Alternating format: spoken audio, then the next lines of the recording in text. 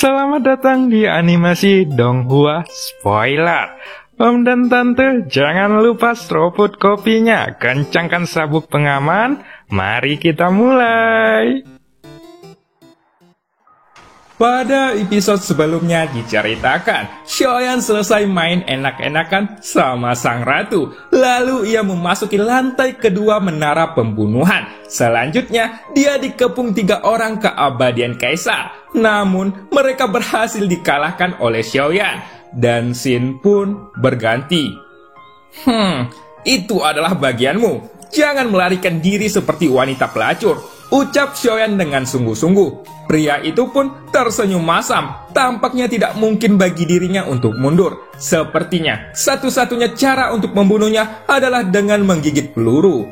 Pada saat ini, monster yang tubuhnya sangat besar itu membuka mulutnya untuk melahap sosok pria itu. Dan pupil mata pria itu juga tiba-tiba menjadi kental.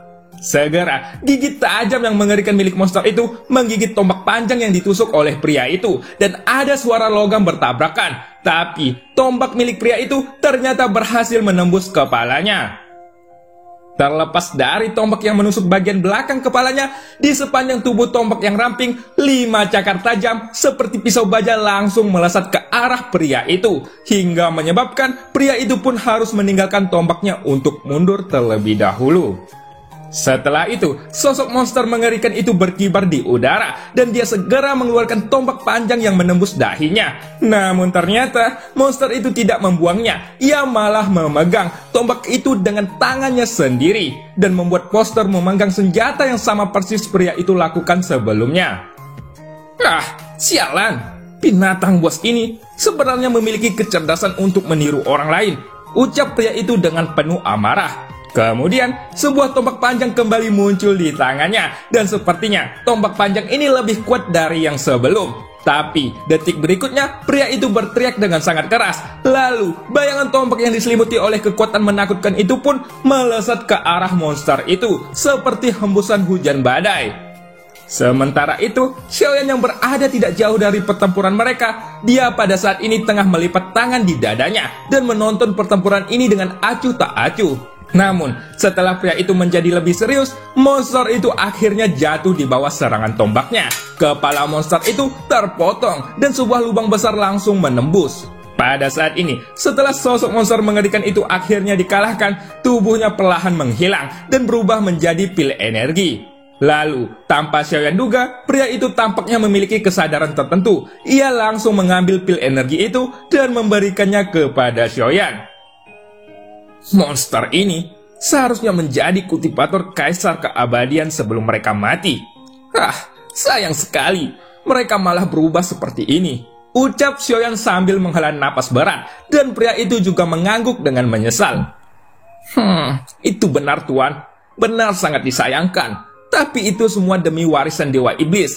Itu adalah pilihan yang mereka buat ketika mendatangi tempat ini dan mati dalam pertempuran, ucap pria itu. Namun, Xiaoyan tidak berbicara dan dia malah terus melesat ke bagian depan. Kemana perginya cincin penyimpanan mereka? Ucap Xiaoyan dengan kesal. Setelah pria itu mendengar kata-kata Xiaoyan, ekspresi terkejut pun muncul di wajahnya. Barulah kemudian ia akhirnya mengerti bahwa apa yang dimaksud dengan kata-kata sangat disayangkan yang keluar dari mulut Xiaoyan.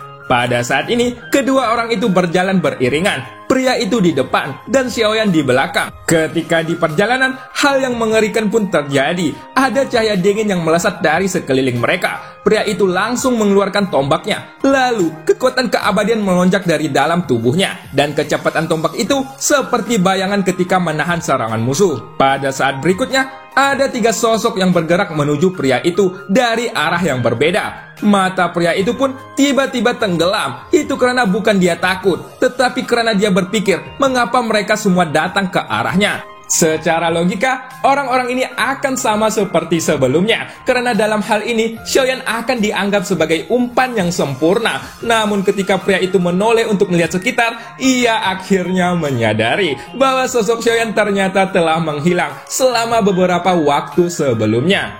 Kini, pria itu memiliki garis hitam di seluruh wajahnya, dan 3 sosok pun sudah mendekatinya. Lalu dengan cepat, serangan sengit segera menyelimutinya.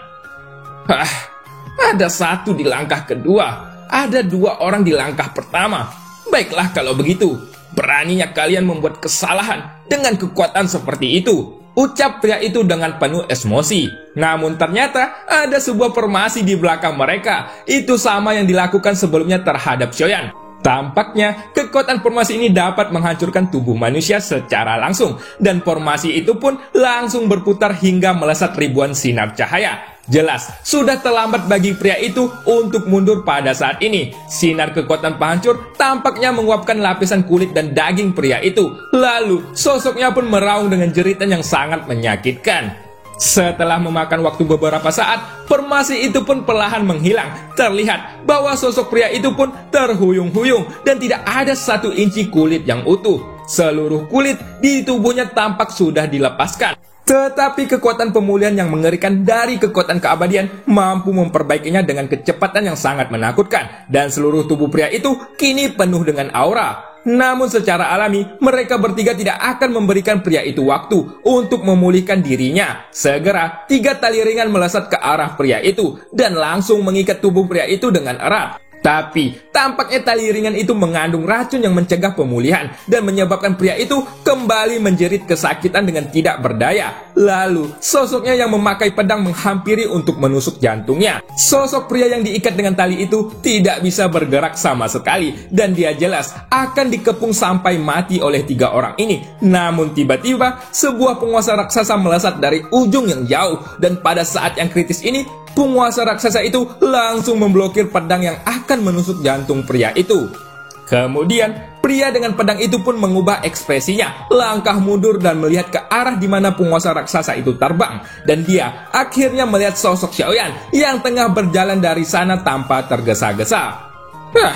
Kekuatan di langkah ketigamu ini ternyata sedikit kurang dari ekspektasiku, ucap Xiaoyan dengan perlahan. Di sisi lain, ketika mereka bertiga mendengar ucapan Xiaoyan, mereka langsung melirik sumber suara itu secara bersamaan dan berkata, dia hanya di tingkat dewa, ucap ketiganya secara bersamaan.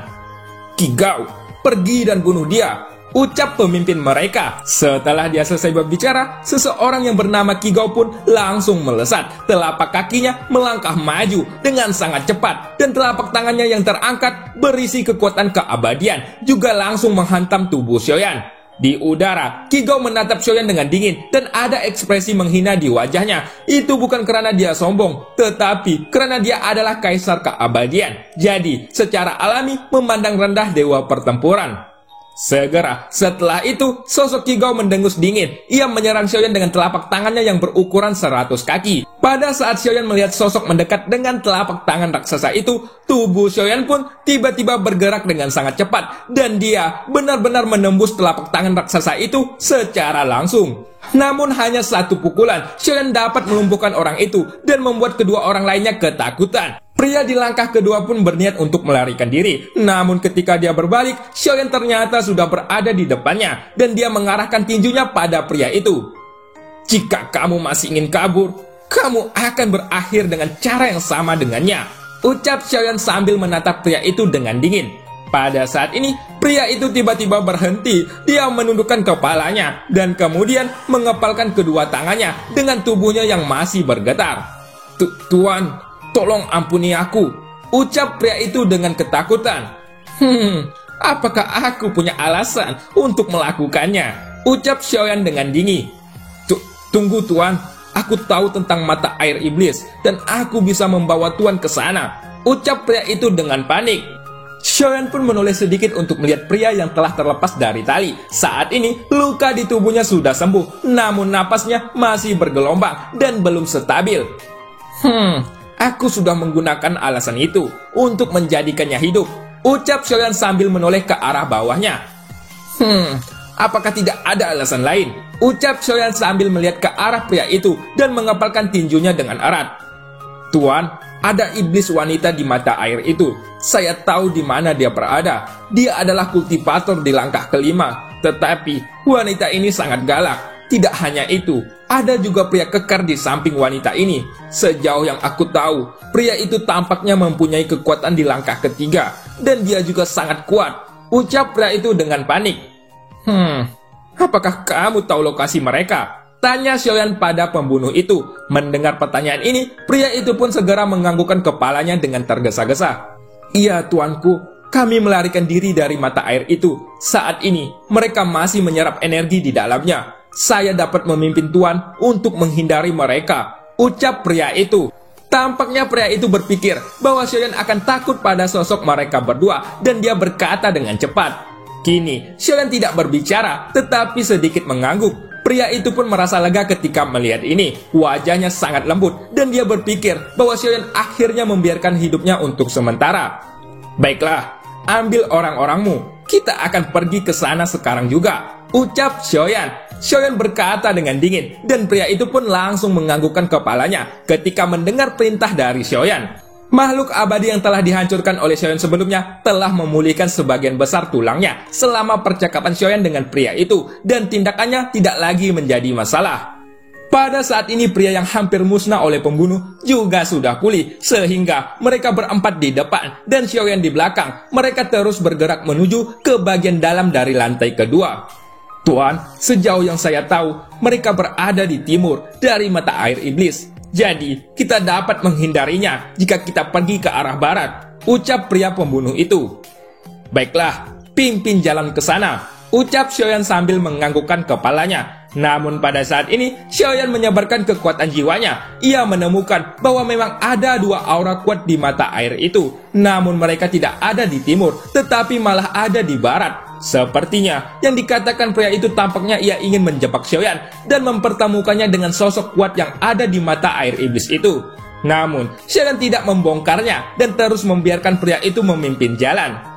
Segera, Xiaoyan pun mendekati dua aura itu. Pada saat ini, sosok pria itu bergegas ke kabut abu-abu dengan kecepatan yang sangat cepat dan kemudian menghilang.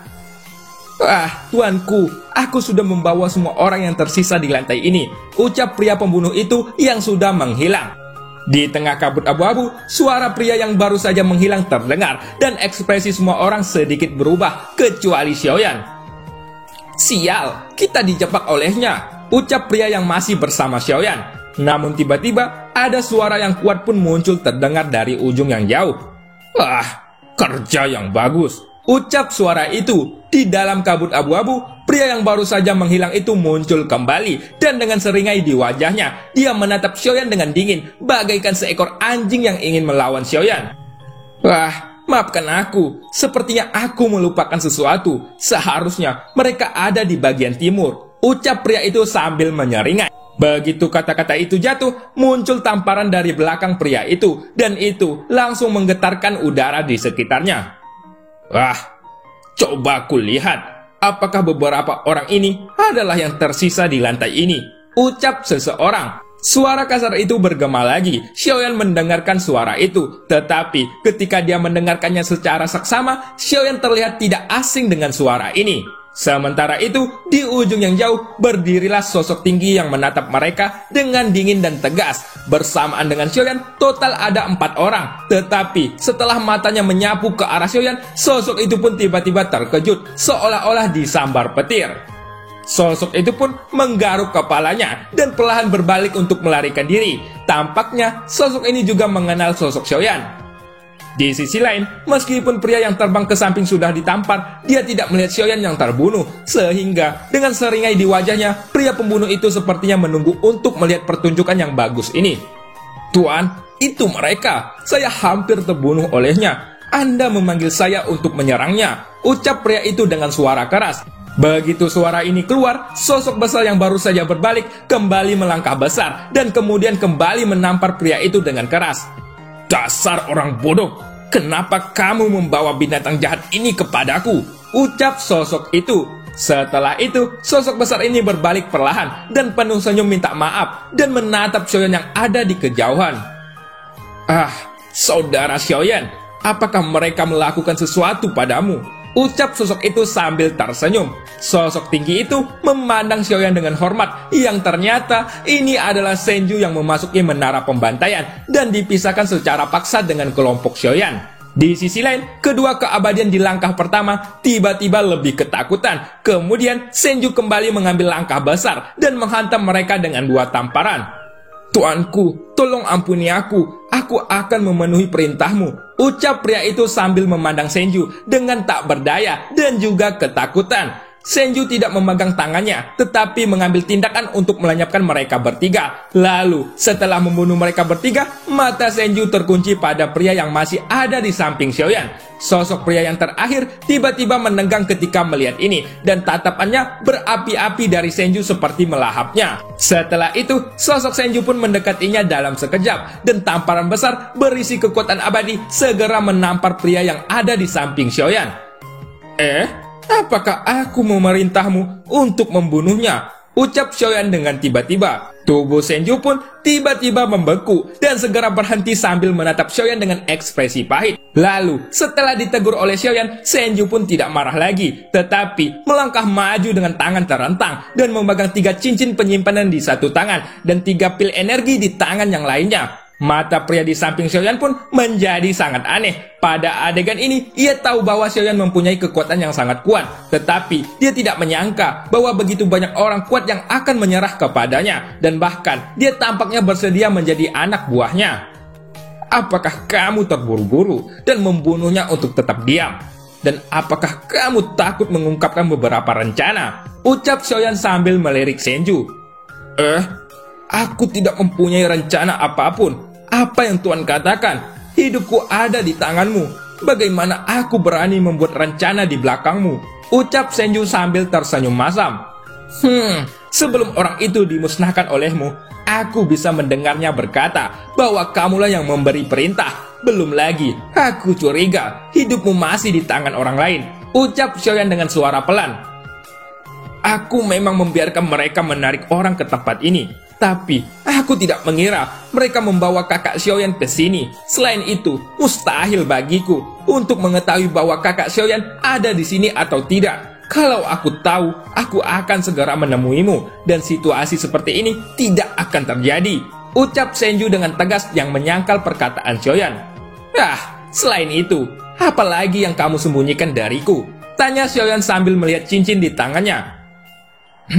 Itu benar. Aku mengakui bahwa hidupku masih ada di tangan Yuking, tapi aku tidak berencana untuk menyakitimu. Bagaimanapun, hidup Yuking juga ada di tanganmu. Bahkan, jika dia ingin menyembunyikannya, dia tidak akan berani untuk melakukannya. Ucap Senju yang terlihat serius. Tapi aku juga mendengar bahwa ada iblis perempuan di langkah kelima di sini.